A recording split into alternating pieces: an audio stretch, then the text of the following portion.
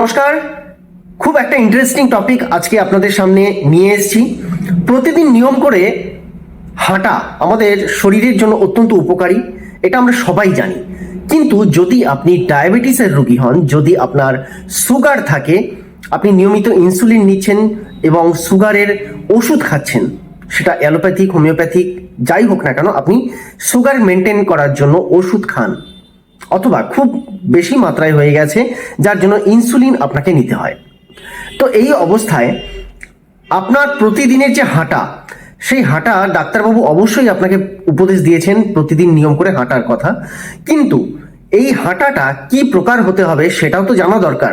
কারণ শুধু হাঁটলেই তো হবে না, হাঁটলে সুগার কমবে না, বরং যদি আপনি ভুল পদ্ধতি অনুসরণ করেন তাহলে পরে এটা হিতে বিপরীত হতে পারে, সুগারের সঙ্গে সঙ্গে আপনার অন্যান্য সমস্যা ঘিরে ধরতে পারে। তাই হাঁটার এই ব্যাপারটা বিশেষ গুরুত্ব সহকারে আজকের এই ভিডিওটা প্রথম থেকে শেষ পর্যন্ত কোনো রকম না টেনে, কোনো রকম স্কিপ না করে দেখবেন, তাহলে যে বিশেষ পয়েন্টগুলো বলবো সেগুলো আপনাদের ভীষণ কাজে লাগবে। আর সবচেয়ে শেষের যে পয়েন্টটা আছে সেটা সবচেয়ে বেশি ভুল আমরা করে থাকি। সেই জন্যই আজকের এই ভিডিওটা ভীষণ সতর্কতামূলক একটা ভিডিও, যেখানে আপনারা বুঝতে পারবেন যে হাঁটার সঠিক পদ্ধতি কি, যেখানে আপনার সুগার ডায়াবেটিস অবশ্যই কমবে, কিন্তু ডাক্তারবাবু আপনাকে পরিষ্কারভাবে খুলে বলেননি যে কি পদ্ধতিতে আপনাকে হাঁটতে হবে। আপনাদেরকে স্বাগত জানাই হেলথ সলিউশন বিনয় চ্যানেলে। সবাই ভালো আছেন এটাই আশা করি, আর আপনারা যাতে আগামীতেও ভালো থাকতে পারেন তার জন্যই আজকের এই নতুন প্রতিবেদন নিয়ে আপনাদের সামনে হাজির। ভিডিওটার শেষে যদি ভিডিওটা ভালো লেগে থাকে, নতুন দর্শক বন্ধুদেরকে অনুরোধ করব চ্যানেলটিকে সাবস্ক্রাইব করে যাবেন, ভিডিওটিকে লাইক দিয়ে আমার একটা মোটিভেশন বাড়িয়ে দিতে ভুল করবেন না। এইবার চলুন ভিডিওর মূল প্রসঙ্গে আমরা প্রবেশ করি এবং দেখে নিই সেই পয়েন্টগুলো কি কি, যেগুলো আমরা সুগার বা ডায়াবেটিস রোগীর সবচেয়ে বেশি ভুল করে থাকি হাঁটার সময়। সবচেয়ে প্রথম যে পয়েন্টটা বলবো সেটা হচ্ছে খালি পেটে হাঁটা। হ্যাঁ, খালি পেটে কখনোই হাঁটবেন না। আপনাদের অনেকের মনে হতে পারে যে পেট খালি রয়েছে, এই অবস্থায় যদি আমি এক্সারসাইজ করি, এই অবস্থায় যদি আমি হাঁটি, তাহলে হয়তোবা আমার সুগার ফল করবে, সুগার কমে যাবে। একদিকে কথাটা সত্য যে সুগার কমবে, কিন্তু সুগারের মাত্রা এতটাই নিচে চলে আসে এর ক্ষেত্রে অনেক সময় কিন্তু স্ট্রোকের সম্ভাবনা বেড়ে যায়। হঠাৎ করেই দেখবেন আপনার শরীরে ডিহাইড্রেশন আরম্ভ হয়েছে, মাথা ঘুরতে আরম্ভ করেছে, চোখের চারপাশ অন্ধকার দেখতে পাচ্ছেন, কোনো একটা কিছু ধরে বসে পড়তে ইচ্ছে করছে, অথবা অনেক সময় হঠাৎ করেই দেখবেন কোনো রকম ভাবে সেন্স কাজ করছে না। এই অবস্থাটা অনুভূতিহীন একটা অবস্থা তৈরি হয়। তো এটা সুগার হঠাৎ করেই যদি পড়ে যায় সেই ক্ষেত্রে কিন্তু এই সমস্যাটা আসে। সুগার কমানো ভালো, কিন্তু সেটা ধাপে ধাপে কমা উচিত, নাকি হঠাৎ করে কমে গেল, একদম জাম্প করে গেল, সেটা একেবারেই ঠিক না, সেটাতে শরীর বিধ্বস্ত অবস্থায় চলে আসে। দ্বিতীয় পয়েন্ট, খুব স্পিডে হাঁটা। অনেকেই মনে করেন যে সুগার ডায়াবেটিস রয়েছে মানে আমাকে খুব স্পিডে হাঁটতে হবে, শরীর থেকে ঘাম না বেরোলে সেটা আর হাঁটা কিসের। অনেকে একটা ভুল ভ্রান্তিতে রয়েছেন যে শুধুমাত্র শরীর থেকে ঘাম বেরোলেই আমি সঠিক হেঁটে ফেলেছি। ব্যাপারটা তা নয়। সুগারের রোগীদের এমনিতেই কিন্তু শরীরের নার্ভাস সিস্টেম যেটা রয়েছে সেটা অনেক বেশি উইক থাকে। অন্যান্য অঙ্গ প্রত্যঙ্গ স্বাভাবিক মানুষের তুলনায় কিছুটা হলেও দুর্বল থাকে, এবং বলতে পারেন নার্ভাস সিস্টেম, রক্ত চলাচল, এই জিনিসগুলো অনেকটাই স্বাভাবিক মানুষের থেকে অনেকটা দুর্বল অবস্থায় থাকে। এই অবস্থায় হঠাৎ করে যদি আপনি এক মারাত্মক রিদিমে হাঁটতে আরম্ভ করেন, অর্থাৎ আপনি হাঁটা শুরু করেছেন কিনা একেবারে স্পিড বাড়িয়ে ফেললেন, তো সেই ক্ষেত্রে হয়তোবা আপনার মারাত্মক সমস্যা আসতে পারে। এই ক্ষেত্রে কি হতে পারে জানেন? হঠাৎ করেই আপনার ব্লাড প্রেশার মারাত্মকভাবে বাড়তে পারে। আবার হঠাৎ করেই দেখা যায় যে এই সময়টায় প্রচুর ঘাম শরীর থেকে বেরোতে আরম্ভ করে অটোমেটিক্যালি, এবং যে হার্টবিট আছে সেটাও অত্যন্ত বেশি মাত্রায় হতে আরম্ভ করে। আর এই ক্ষেত্রে যারা একটু দুর্বল প্রকৃতির মানুষ বা একটু বয়োজ্যেষ্ঠ হয়ে গেছেন, 50 ঊর্ধ্ব বয়স, তাদের ক্ষেত্রে হঠাৎ করে কিন্তু স্ট্রোকের সম্ভাবনা বাড়তে পারে, হার্ট অ্যাটাকের সম্ভাবনা বাড়তে পারে, বা বলতে পারেন আপনার হঠাৎ করে মাথা ঘুরে গিয়ে যেখানে রাস্তাঘাটে পড়ে যেতেও আপনি কিন্তু পারেন। তাই খুব সাবধান, হঠাৎ করেই স্পিড বাড়াবেন না। মন্থর গতিতে প্রথম 5 থেকে 10টা মিনিট হাঁটুন, তারপর আস্তে আস্তে স্পিড বাড়ানোর চেষ্টা করুন। তৃতীয় পয়েন্ট, অনেকেই ভুল জুতো ব্যবহার করেন হাঁটার সময়।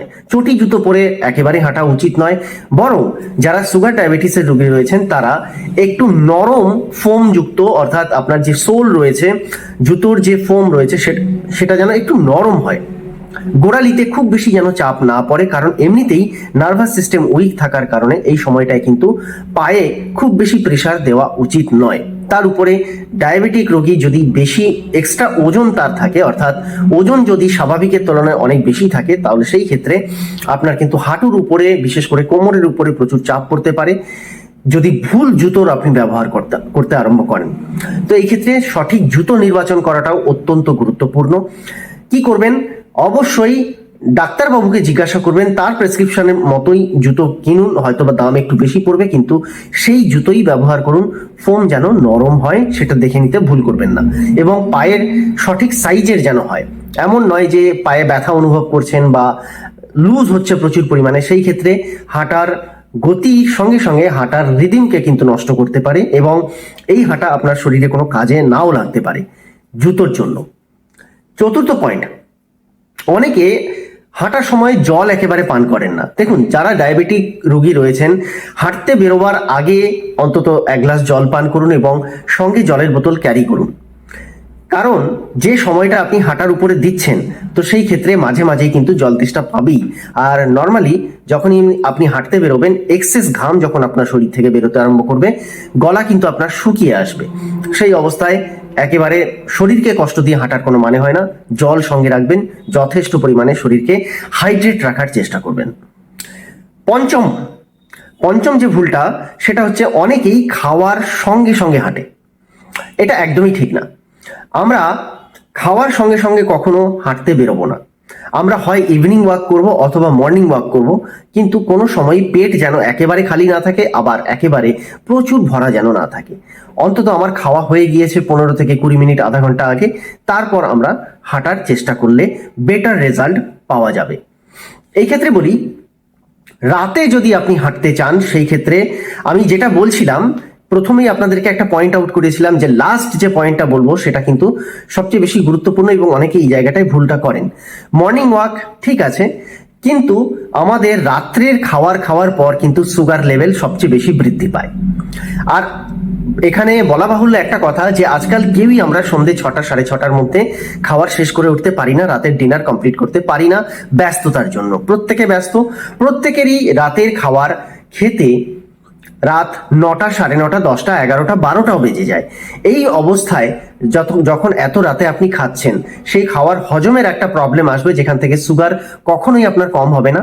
দ্বিতীয়, এইখানে সুগার লেভেল রাতে খাওয়ার পর কিন্তু সুগার লেভেল খুব বেশি পরিমাণে বৃদ্ধি পেতে আরম্ভ করে।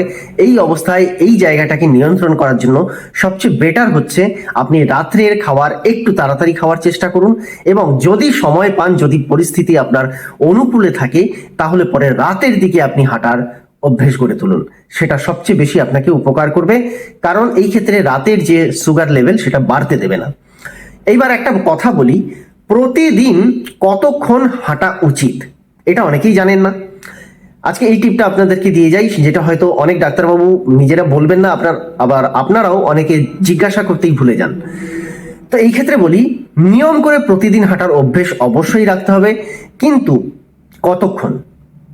ওই যে বললাম, মৃদু মন্থর গতিতে স্টার্ট করবেন 5 থেকে 10 মিনিট, তারপর গতি বাড়াবেন। কিন্তু কতক্ষণ হাঁটবো? 35 থেকে 40 মিনিট কম্পালসারি। প্রত্যেক সুগারের রোগীকে 35 থেকে 40 মিনিট নির্দিষ্ট রিদিমে হাঁটতেই হবে। যদি সময়টাকে আরেকটু বাড়াতে পারেন আরো ভালো হয়, তবে এইটুকু ন্যূনতম রাখার অবশ্যই চেষ্টা করবেন। আশা করি ভিডিওটা আপনাদের ভীষণ উপকারে লাগবে। বেশি পরিমাণে দর্শক বন্ধুদেরকে শেয়ার করে দেবেন, আর যেমনটা প্রথমে বলেছিলাম, যদি ভালো লেগে থাকে তবেই কিন্তু সাবস্ক্রাইব করবেন, পাশে থাকা বেল আইকনটাকেও প্রেস করবেন, যেটা সম্পূর্ণ ফ্রি। হ্যাঁ, কোনো জোরাজুরি করছি না, কিন্তু ভালো লাগলে তবেই।